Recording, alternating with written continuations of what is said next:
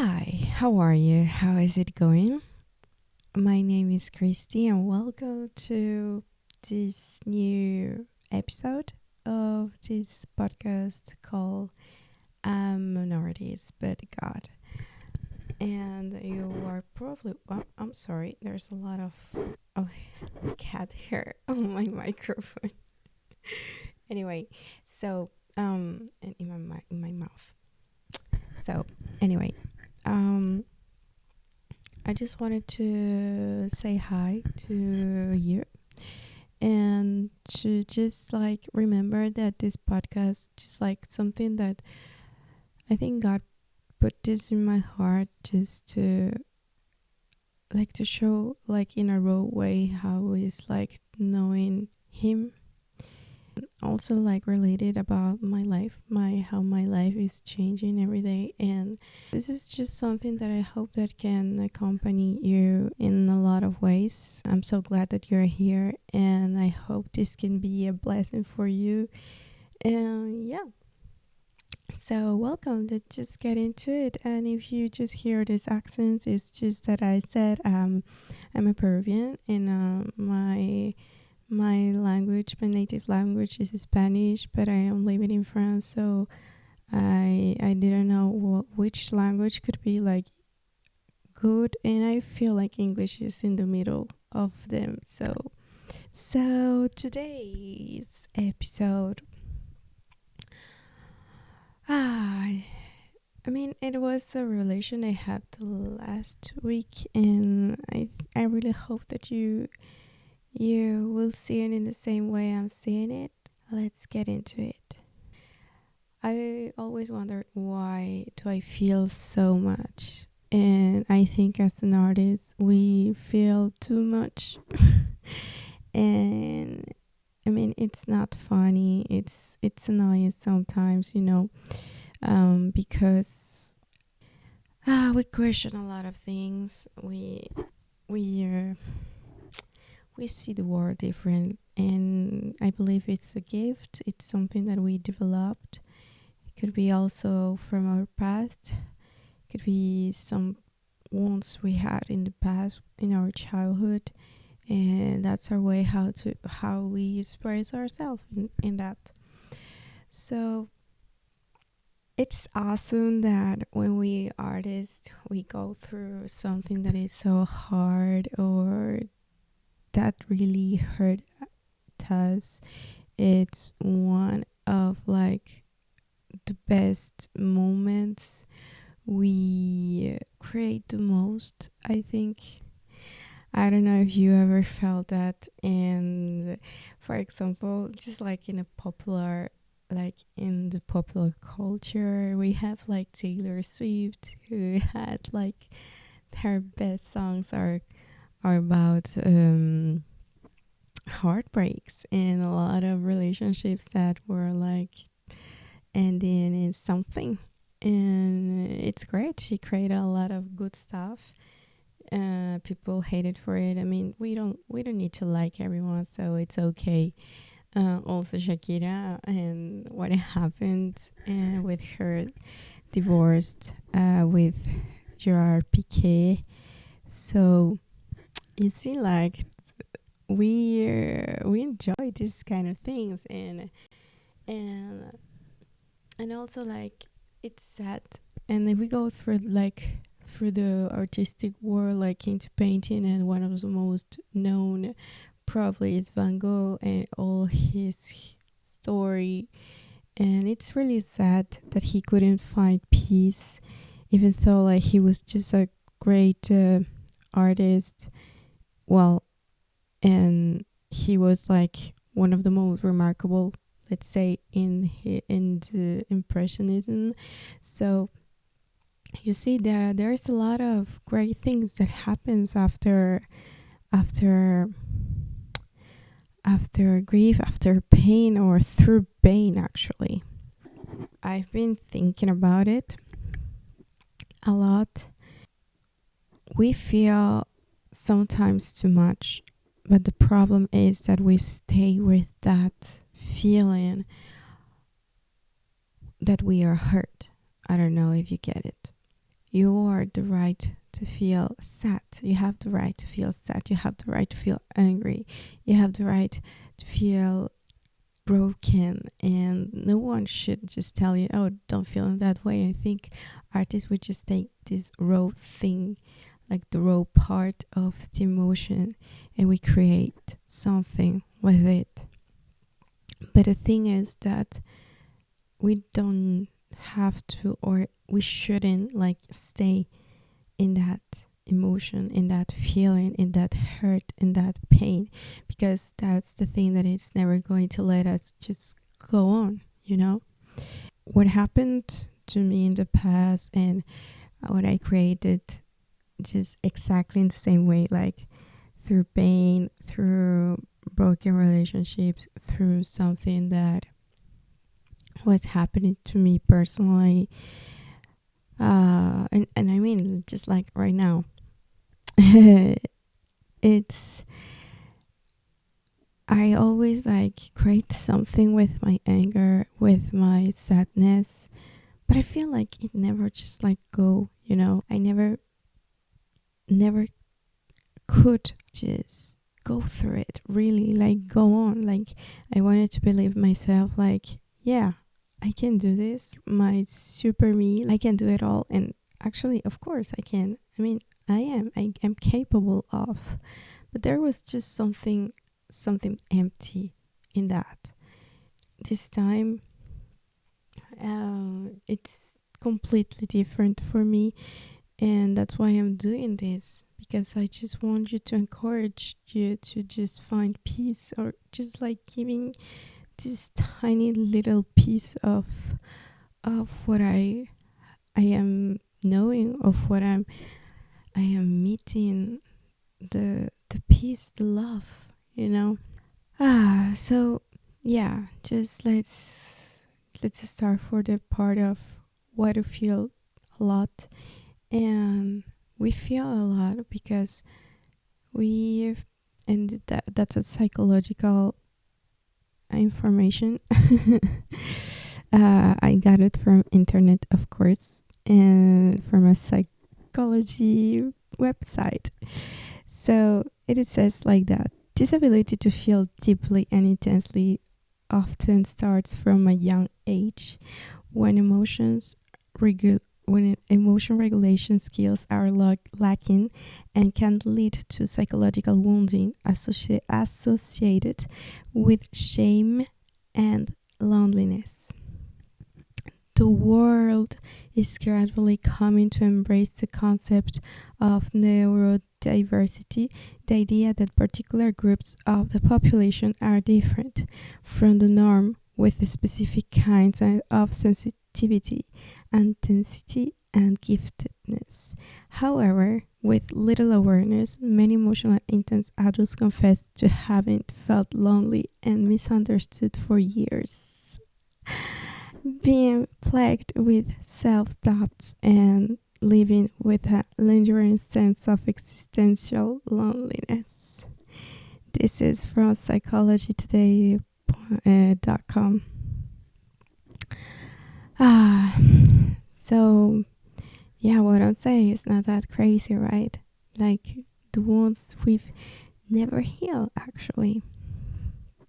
And I just love it. Like, I love it because each one of us, we have different kind of experiences that lead us to do something, that lead us to be someone. And it's our choice to know how to really stand up and confront them.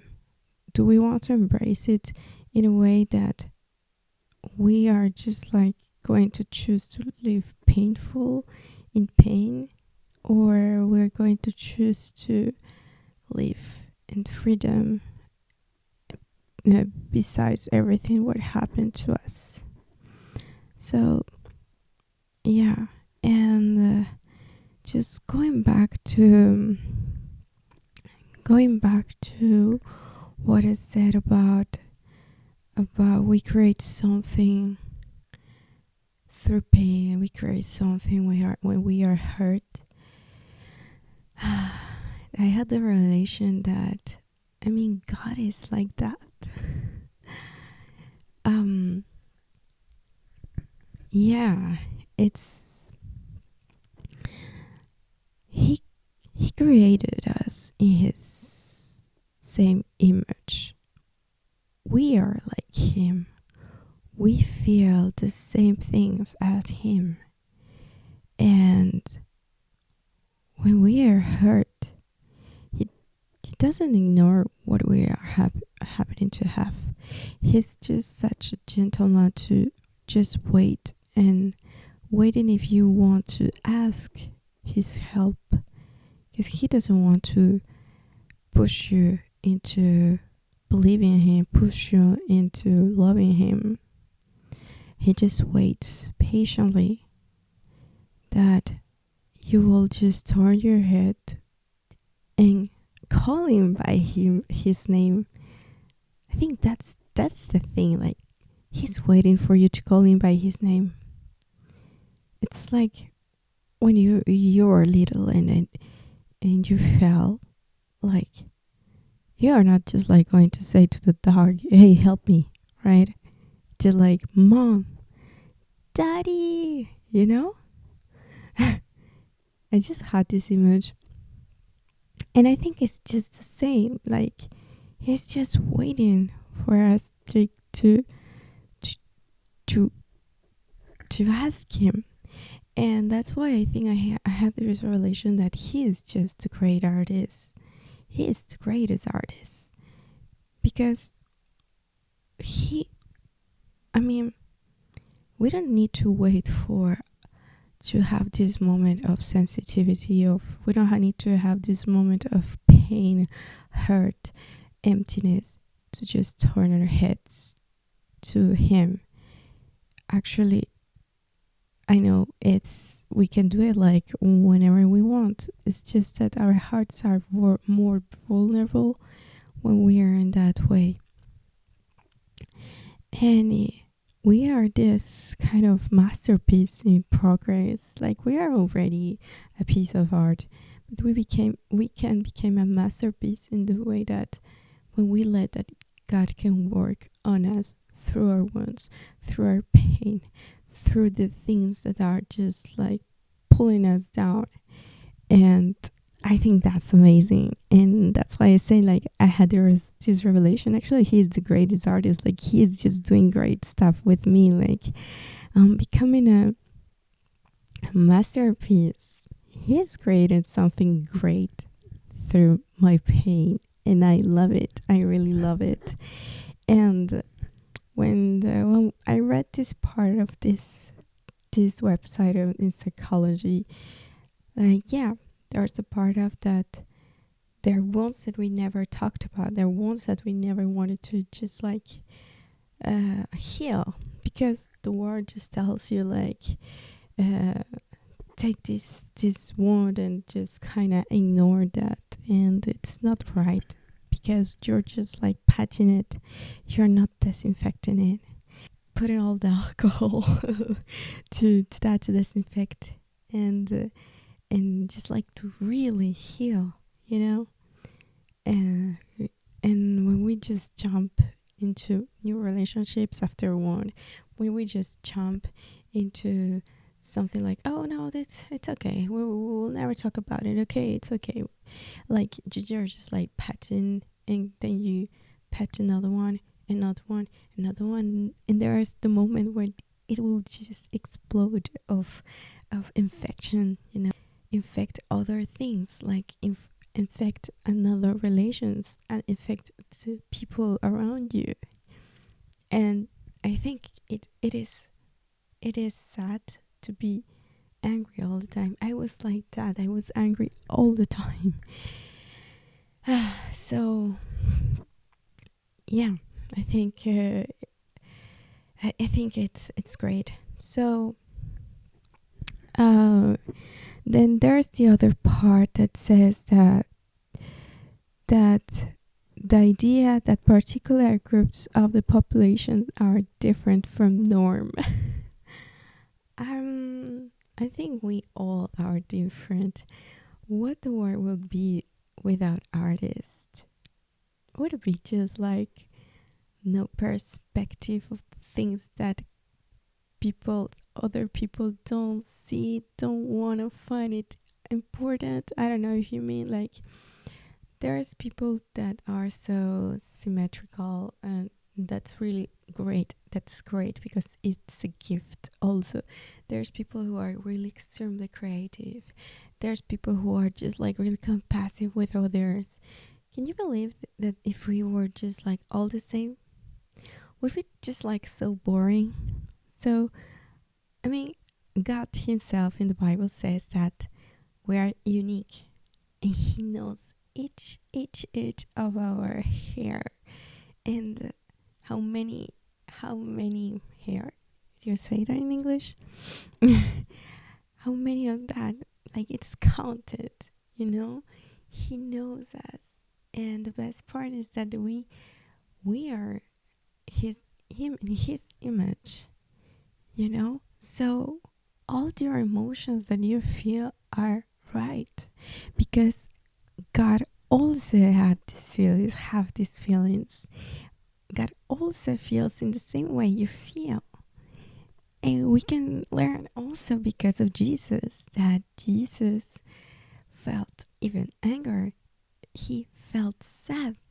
He felt lonely. And I might probably talk about it in another time, but that's the part that really touched me, that Jesus felt lonely. When I read that part, just really broke my heart, and maybe that's the thing that connected with him.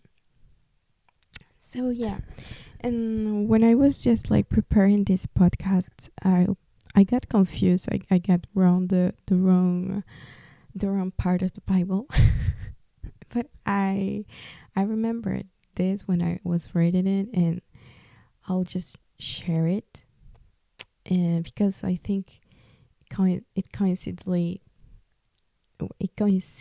with the thing we're talking today. So this is Matthew 8 5, and I'll read it. When Jesus had entered Capernaum, a centurion came to him, asking for help.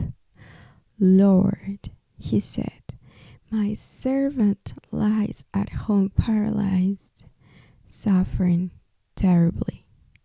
Jesus said to him, shall I come and heal him?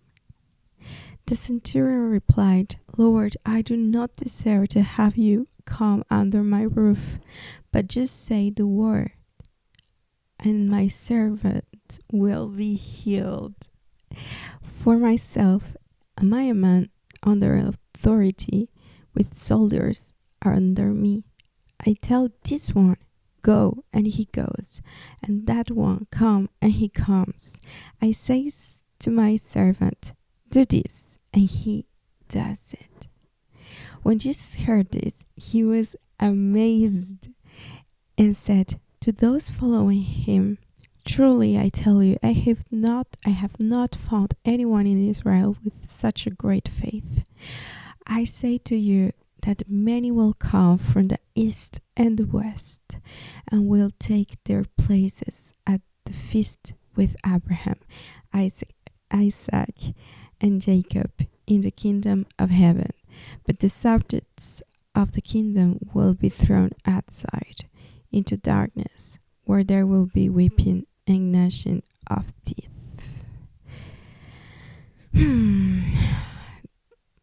This is just great. I love this story when I read this. The centurion was like the principal from the Roman army, and he was like in a way of like administration and strategy. Sorry. And you see, like a Roman, like the centurion of the Roman army, and Jewish, and they this time was like they were hated between. So can you imagine that the centurion was like having a faith in Jesus, what he was doing, and I love this when he says, just say the word, say that he will be healed, because I believe in you that you will heal him. And what I love here is that it's like wait, he says when Jesus heard this, he was amazed. It's not like he didn't like do just at the moment. He was amazed first, which means like he realized that he couldn't believe that. And I feel like God, Jesus, when he was walking on earth, I think he was just amazed with a lot of people. I mean, he knew each of them. He knew them. He knows each of us. But we amaze him. We amaze him. Can you believe that? I love it. I really love it. Like, that's why he was just like he loved us already, but he was amazed of the things that we could be like capable of being in faith. I really love this part, and then he just honor him. Truly, I tell you, I have not found anyone in Israel with such great faith. Can you believe that? Jesus just honoring a Roman. Wow. Wow. I just had this revelation right now. So, at the end, then Jesus said to the centurion, go, let it be done, just as you believed it would. And this servant was healed at the moment.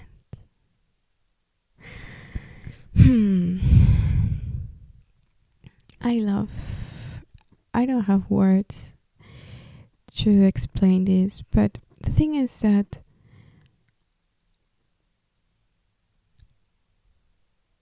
he is just waiting for us to come. I love how this just shows how patiently gentleman, and he could be just surprised by you or amazed of the faith that you could have in him.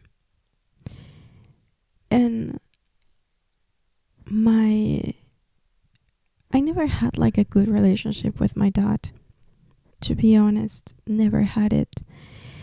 And yeah, those are my wounds from little. Never had like this acceptance from his. I never had like a true image of a man, like really loving, or a parent. And I don't blame him at all. Probably in the past I did, but now in the present I don't. Because I believe it was not him. It was just the evil that wanted me to believe that I couldn't be accepted. And it's really stupid, because I lived all my life waiting to be accepted. And when I was already accepted and loved but by our Lord, I think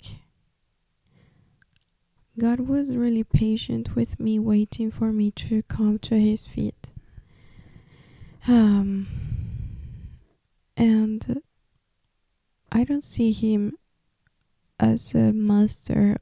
I mean, he is, but the most he's a father. And when I started to just living with that in my heart, things has changed. I don't blame my parents anymore. I don't blame my dad anymore. I love him. I love my parents. And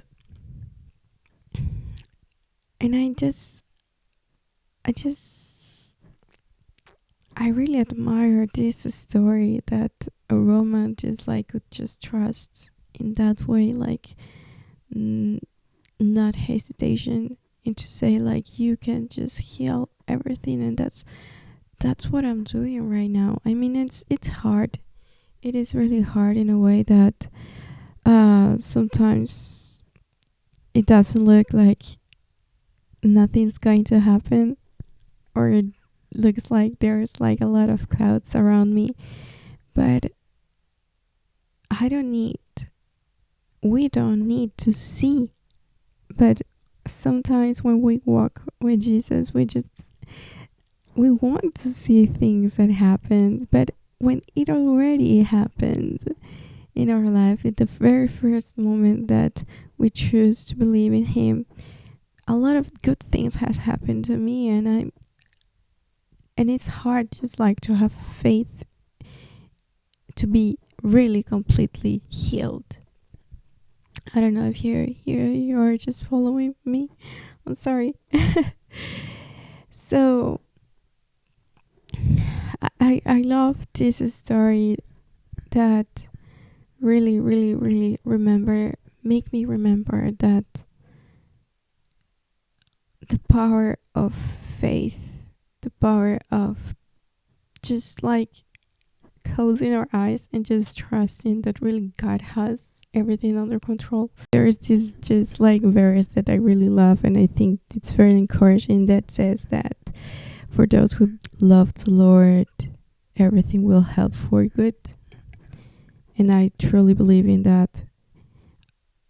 We don't walk by what we see, we walk by faith. And there's freedom in doing that, because God makes things that we don't think it's possible. He make this really like even better than we thought. So that's part of like the process of becoming a masterpiece. And then for you just to think, to just maybe probably meditate on it. Where are you trusting your healing? Where are you trusting your identity? Where are you putting all this trust? Is it something that is limited? Is it something that is greater? There's this other story that at first of all I wanted to share, but then I got confused, and I was reading Matthew, but I wanted to read Mark actually. But it's really, it talks between, there's a link. So it's when Jesus talks about the gist of the Pharisees and Herod. Okay, it begins in the 14th, Mark 8:14.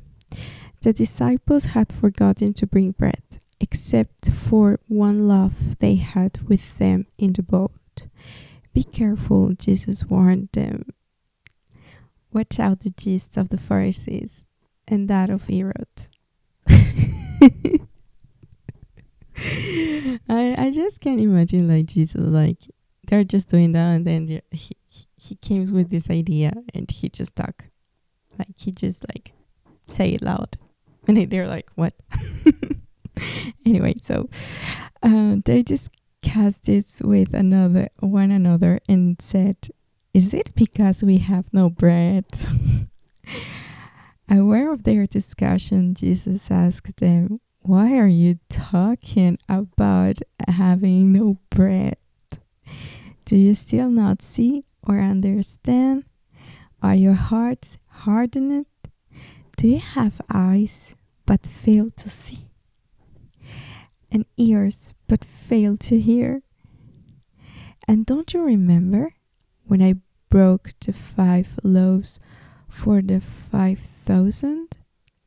How many basketfuls of pieces did you pick up? 12, they replied. And when I broke the 7 loaves of the 4,000, how many basketfuls of pieces did you pick up? They answered, 7. He said to them, do you still not understand? Wow. The yeast. I hope I'm saying it right. And so I was just like, the gist. What is with the gist? Like, what it is? And scientifically, like, the definition is a microscopic fungus consisting of a single oval cells that reproduce by budding and capable of converting sugar into alcohol and carbon dioxide, which means helps transform. So actually Jesus was just like talking about who, like, when he asked them, just like, be careful of the Pharisees, be careful of the yeast of Herod. It was like, pay attention on what you are consuming and keeping in your heart, because it's something that will transform you. He was not talking about bread or yeast. Actually, he was just asking and saying, who would you be transformed by? Are you choosing to be transformed by those who thinks they are right, and they honor themselves, and they think like they are just perfect? Or are you trusting the one and only? Are you trusting the God who created you, the God who speaks until now, the God that, if you read the Bible, you see that it's past, present, and future? Are you believing those? Are you fitting yourself with those who think that they have the truth? Yeah. So who are you going to be transformed by? Do you want to become a really masterpiece that will walk in freedom? I don't know. I truly loved when I read it. It was like, wow, like, we need to be careful how we nourish ourselves, how we nourish our soul, how we nourish our daily life. Are we listening into like the things that says that you're not capable of? We listening to what we listen in our job, maybe when we get mad, when at work people are like gossiping around, or what your boss says about you. What are you nourishing?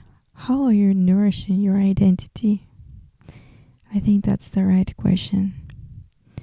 So yeah, I did loved how I'm learning about Jesus in this way. And as I said, he is just the greatest artist. And I love how it never happened to me in this way, to be honest. Like, healing this fast. There's nothing better than the love of Jesus, than the love of God. And if you don't believe in God, it's okay.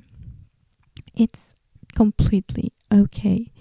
Probably your heart is not ready. Probably, yeah, it's probably that. But I pray for you that you could just meet the same love I'm feeling. I know every day, even though it's hard. Like, just because right now, for example, today, I was just like, I struggle a lot until today, because being a Christian is not perfect. Doesn't mean that everything just like go away so easily, but the way the way you are working is not lonely. So that's the big difference. And just before doing this podcast, I was like, I really don't feel good with myself. I struggle a lot with my image. I struggle a lot with my body. I struggle a lot with me. And I was like, I can't just do a podcast and talk about it. I talk about how beautiful is Jesus, but I think if I listen to that, would be just like listen to what the enemy wants me to live. I'm not perfect. I don't want to show you like I live a religious life. I mean, that would be against what Jesus says. But I fight this every day with him and his word, and I feel protected and encouraging every day, and that's why I created this podcast, so that you can just like walk with me, join me, and maybe encouraging or motivate you to just like grab your Bible and read it and just ask the questions that you want. And I believe that they will be answered. And yeah. So yeah. So how great is God? How great is our God? How great He is. He is just wonderful. And yeah. I hope just you like this episode. I hope that you can find peace in your life, and there's nothing I can tell you, but there is hope in grief, and there's real love out there, and it's just maybe right next to you. Hope you enjoy your weekend or your day or your week. I don't know when you're listening, but I just hope this was a blessing for you. See you next time. Bye.